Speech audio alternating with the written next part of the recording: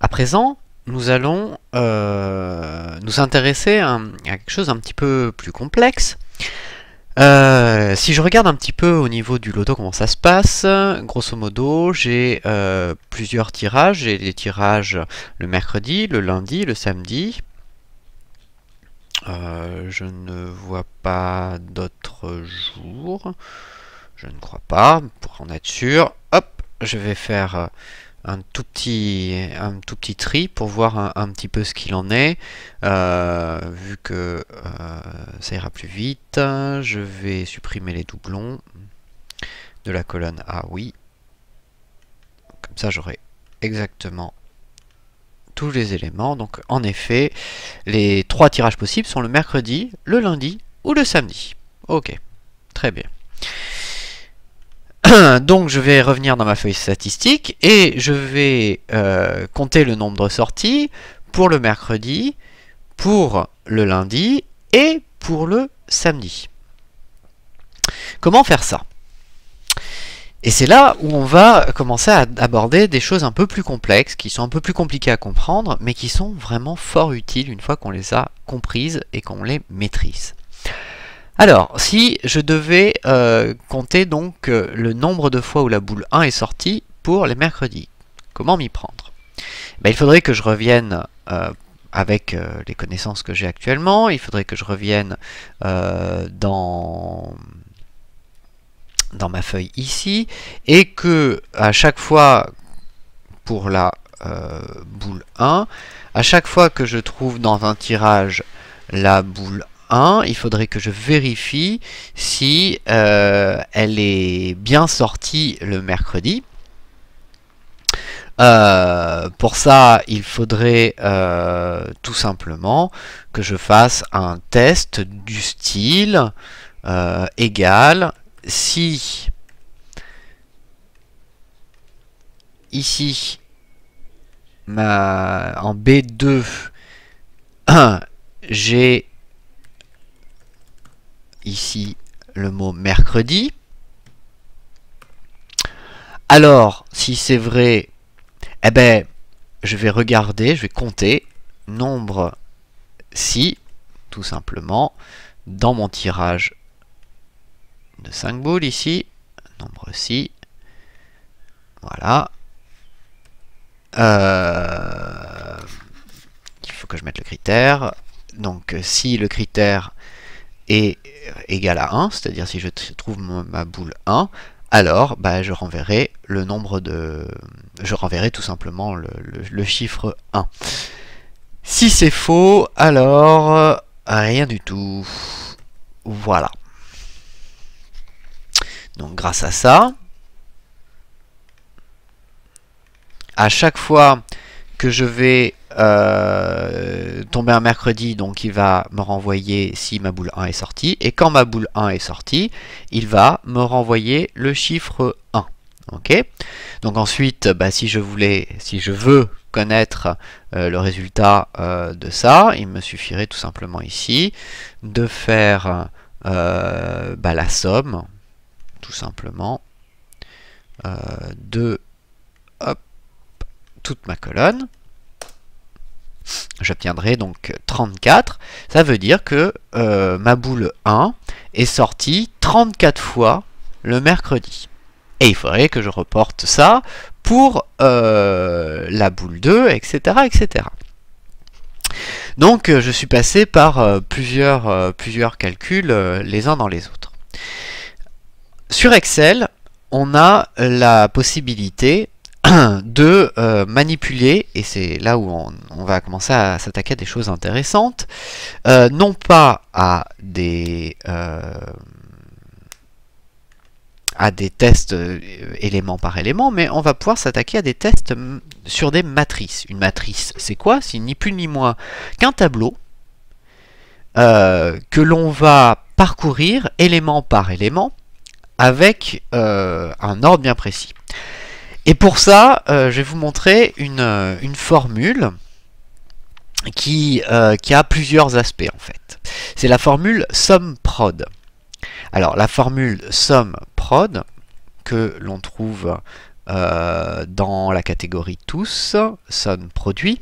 Si je regarde ce qu'elle me permet de faire, elle donne la somme des produits des plages ou des matrices correspondantes. Ça veut dire, grosso modo, que par exemple, si je faisais ici la somme des produits de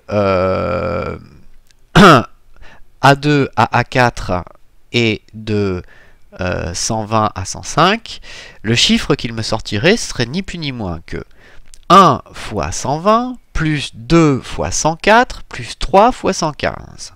Voilà exactement pourquoi il me sort ce chiffre-là. Ça, c'est à quoi sert SUMPROD. Mais on peut s'en servir de manière totalement différente. On peut s'en servir pour compter, notamment, des valeurs. Pour ça, c'est relativement simple. Donc, je vais ouvrir ma formule SUMPROD. Et à l'intérieur de SUMPRODUIT, je vais, à la place de mettre des matrices, mettre des tests au niveau de mes matrices. Premier test, que je vais mettre entre parenthèses, donc je vais ouvrir une nouvelle parenthèse. Ça va être tout simplement, ici, hop, que je ne me trompe pas, non, je ne suis pas du tout au bon endroit. Je vais tester dans ma colonne EI toutes les valeurs qui sont égales à, ici, le chiffre que je trouve là, qui est tout simplement le chiffre de ma boule. Donc, à chaque fois qu'il va trouver pour une ligne précise dans ces colonnes de E à I la valeur A2, il va me compter les valeurs, mais je vais lui dire qu'en plus, il faut, parce que sinon je vais avoir uniquement le nombre de sorties, exactement comme ce que j'avais là, mais en plus, ce que je vais lui dire ici, c'est que je vais rajouter un paramètre. Ce paramètre, je vais le séparer par une étoile. Donc ça me donne égal SUMPROD, ouverture de parenthèse, entre parenthèses mon test, c'est comme si j'avais marqué la si devant, si nouveau loto de E à I, si dans la matrice de E à I, il me trouve la valeur A2, et je vais faire un nouveau test, qu'il me trouve dans, donc toujours nouveau loto, ma colonne B, qu'il me trouve mercredi, donc tout simplement ce qui se trouve ici en cellule D1. Là, entre parenthèses, oh non, on va compléter plus tard. Donc si ce test est juste et si ce test est juste, alors il me comptera 1. Je ferme mes parenthèses, j'appuie sur Entrée, et il me trouve en effet 34, exactement le même chiffre que ce que j'avais là, enfin du moins j'espère, sinon c'est qu'il y a un problème. Non, c'est bien le cas. Donc ça fonctionne bien. Grâce à ça, j'ai pu compter en faisant plusieurs tests sur des matrices, c'est-à-dire sur des tableaux multidimensionnels avec plusieurs colonnes et plusieurs lignes.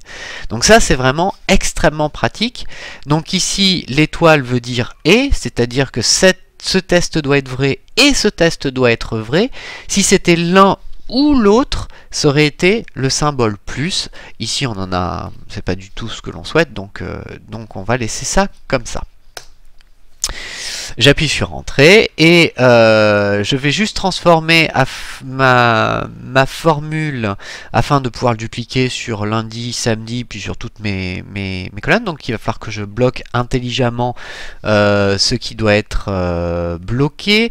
Donc ici, je dois déjà bloquer mes colonnes EI et mon nouveau loto BB, sinon ça va bouger lors de ma duplication, donc ça c'est pas bon.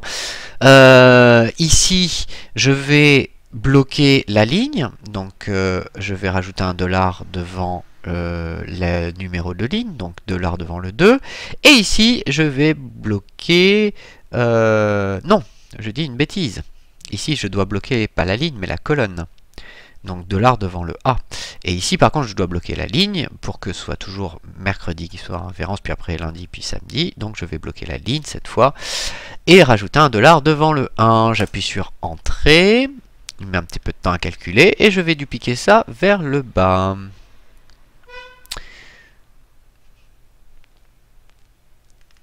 Hop, voilà. j'avais pas bien cliqué. Alors là, on peut voir un C un peu long, c'est normal. Plus on va faire des calculs sur des matrices, plus ça va être long au niveau du calcul. En effet, il va me trouver donc chaque chiffre, combien de fois il est sorti pour chaque jour. Je vais dupliquer ça vers la droite afin de l'obtenir aussi pour lundi et mardi. Je vérifie quand même toutes mes formules parce que je suis pas hyper sûr de moi. Ici, A2E1, ouais. Et enfin, eh ben c'est parfait. Voilà. Donc grâce à SumProd, on a pu, comme ceci, compter des nombres de valeurs en multicritères. Ça aurait été absolument impossible à faire avec un nombre aussi qui fonctionne qu'avec qu'un seul critère. Et on a entreaperçu donc cet élément, le calcul matriciel, que l'on va bien entendu explorer plus en détail sur la vidéo suivante.